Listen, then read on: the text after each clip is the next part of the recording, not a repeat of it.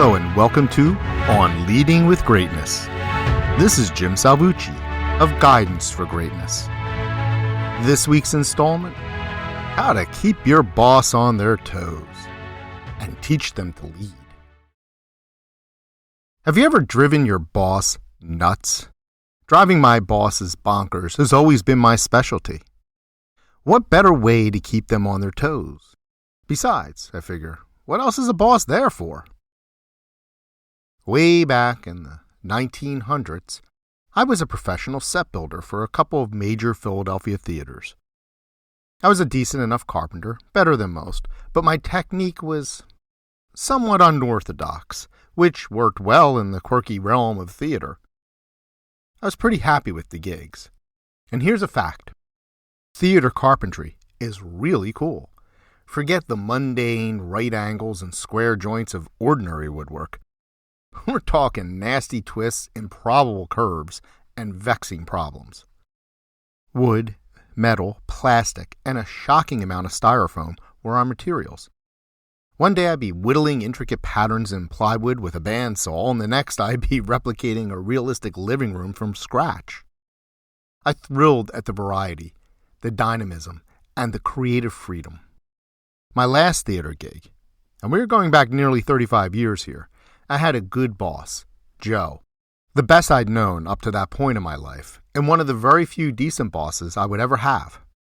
I loved that he was all about precision, doors that closed with a satisfying click, windows that slid up and down with a gentle whoosh, and no gaps to fill or conceal anywhere. If we built an interior set, it looked and felt like a real room, whether you were sitting on the cheap seats or strutting the stage. Now, Joe and I, as much as we liked each other, sometimes hit bumps. Joe was more conventional, as much as one can be building theater sets, while I had a few, shall we say, eccentricities. One of my most annoying being a desire for specialized tools that did not exist. That wasn't so bad in itself, but I wouldn't just pine for them. I would actually set about creating them out of whatever I could find around. Most of these tools were designed for one-off jobs, but some tools came in handy over and over. I stashed these reusable tools in our overcrowded tool shop, which really tested Joe's patience. One time we had to build a funky staircase that featured a wonky curve repeated in various sizes. Joe had his own way of tackling the job, which was to just freehand the curve, but I was not so confident in my skills. Instead, I whipped up a solution, transforming scraps into a tracing tool. The tool looked like something a kid would make, but it got the job done. In the meantime, Joe was really steamed. We were under the gun, and he saw my quirky tool-making as a distraction from our real work. The truth was that my tools increased my efficiency and accuracy and took little time to make. Plus, I had fun designing and fashioning these custom tools. Admittedly, raising Joe's blood pressure was a little fun, too. To his credit, Joe rarely ordered me to stop my tool tinkering, although he made sure I knew he was irked. As far as he was concerned, my time crafting gadgets was time I could have been hammering, sawing, or drilling. Case in point, when I started using my homemade tool to create those curved stairs, he had enough. He showed me how easily he could just draw the curve. I showed him how my DIY tool did it faster and more accurately. I wasn't trying to be an asshole, but it probably looked that way. The cool thing was, I finished with the stairs in no time. Here's the twist. The more I did things my way, the more I wore down Joe's patience. So I kind of went underground with my goofy tool making. I became a clandestine inventor, crafting my contraptions when Joe wasn't lurking nearby. Even utilizing my reusable tools became my little secret, as Joe was always threatening to banish them to the dumpster. This is why Joe, although a really good boss, was not quite a great boss, a leader. At least not yet. He needed some seasoning. This is not a dig against him. We were both young and learning, and I flatter myself that having to work closely with the likes of me made Joe a better boss and a true leader in the end. Sure, my weirdness, my little oddities, my need to do it my way were annoying as hell, but I got my work done on time, mostly, and excelled at it, mostly. Later on, Joe even had me in his wedding party, which shows there were no sore feelings. Sadly, with all my moving around, We lost touch a long time ago. Leadership is never easy, and it sometimes involves tolerating or even embracing people's foibles, idiosyncrasies, quirks, ditziness, and other peculiar traits, as long as they don't gum up the works or cause mayhem. For instance, being a constant jerk? Nope, unacceptable.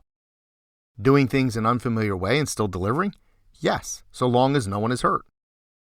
Of course, sometimes there is no room for compromise, but when there is, a leader will strike the right bargain, finding the appropriate balance, particularly when a team member has a proven track record.